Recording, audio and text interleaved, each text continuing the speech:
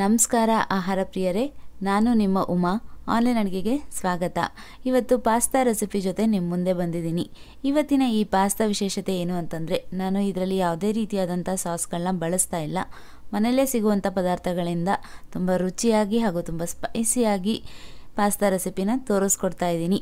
ಮಕ್ಳಿಗಂತೂ ತುಂಬ ಇಷ್ಟ ಆಗೇ ಆಗುತ್ತೆ. ಇದನ್ನು ಬೆಳಗಿನ ತಿಂಡಿಗೆ ಮಾಡ್ಕೊಳ್ಬೋದು, ಸ್ನ್ಯಾಕ್ಸ್ ಥರ ಮಾಡ್ಕೊಳ್ಬೋದು, ಅಥವಾ ರಾತ್ರಿ ಆದರೂ ಮಾಡ್ಕೊಂಡು ತಿನ್ಬೋದು. ಸೊ ಇವತ್ತಿನ ಈ ರೆಸಿಪಿನ ಶುರು ಮಾಡೋಣ.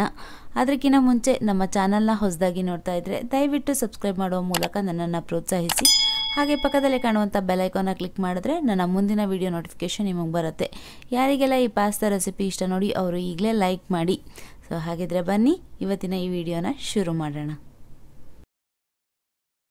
ಮೊದಲಿಗೆ ಒಂದು ಪಾತ್ರೆಯಲ್ಲಿ ನೀರನ್ನು ಕುದಿಯೋದಕ್ಕೆ ಇಟ್ಕೊಂಡಿದ್ದೀನಿ. ಇಲ್ಲಿ ಅಂದಾಜಲ್ಲಿ ನಾನು ನೀರನ್ನು ತಗೊಂಡಿದ್ದೀನಿ.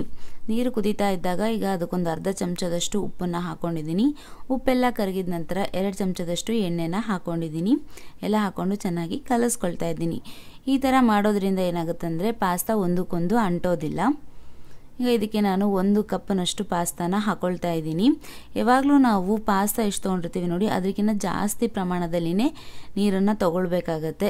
ಯಾಕಂದರೆ ಪಾಸ್ತಾ ನೀರಲ್ಲಿ ಎಲ್ಲ ಬೆಂದ ನಂತರನೂ ಅದರಲ್ಲಿ ನೀರಿನ ಅಂಶ ಇರಬೇಕು. ಆ ಥರ ಇದ್ದಾಗ ಮಾತ್ರ ಅದು ಅಂಟೋದಿಲ್ಲ. ಇಲ್ಲ ಸರಿ ಕುದ್ಬಿಡ್ತು ಅಂತಂದರೆ ಪಾಸ್ತಾ ಎಲ್ಲ ಅಂಟಂಟಾಗುತ್ತೆ, ಚೆನ್ನಾಗಾಗೋದಿಲ್ಲ. ಈಗ ಇದನ್ನು ಒಂದು 8 ರಿಂದ 10 ನಿಮಿಷವರೆಗೂ ನಾವು ಚೆನ್ನಾಗಿ ಕುದಿಸ್ಕೊಳ್ಬೇಕಾಗತ್ತೆ.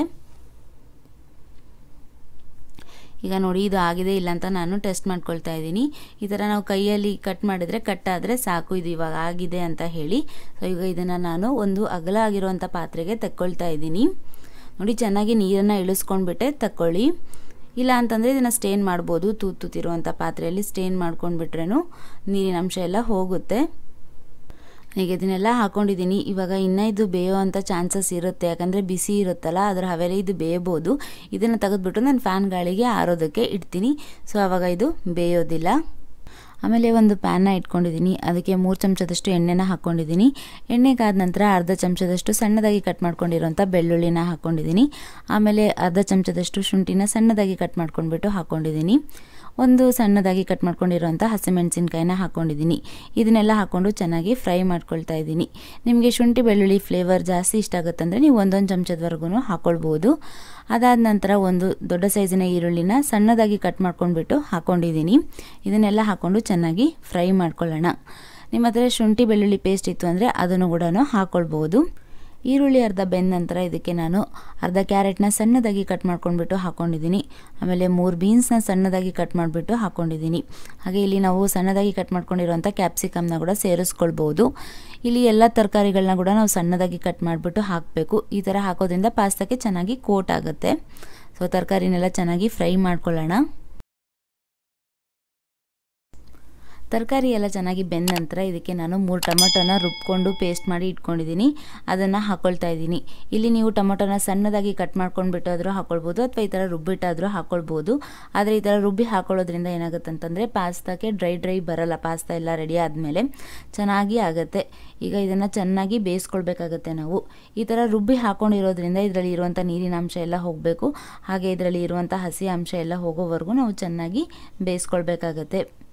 ಇದರಲ್ಲಿ ಇರುವಂಥ ನೀರಿನ ಅಂಶ ಹೋಗೋವರೆಗೂ ಕುದಿಸ್ಕೊಳ್ಬೇಕು. ಇವಾಗ ಇದು ಆಗಿದೆ. ಇದಕ್ಕೆ ಮಸಾಲೆ ಸಾಮಾನುಗಳನ್ನ ಹಾಕ್ಕೊಳ್ಳೋಣ. ಒಂದು 1/4 ಚಮಚದಷ್ಟು ಅರಿಶಿನ ಪುಡಿನ ಹಾಕ್ಕೊಂಡಿದ್ದೀನಿ.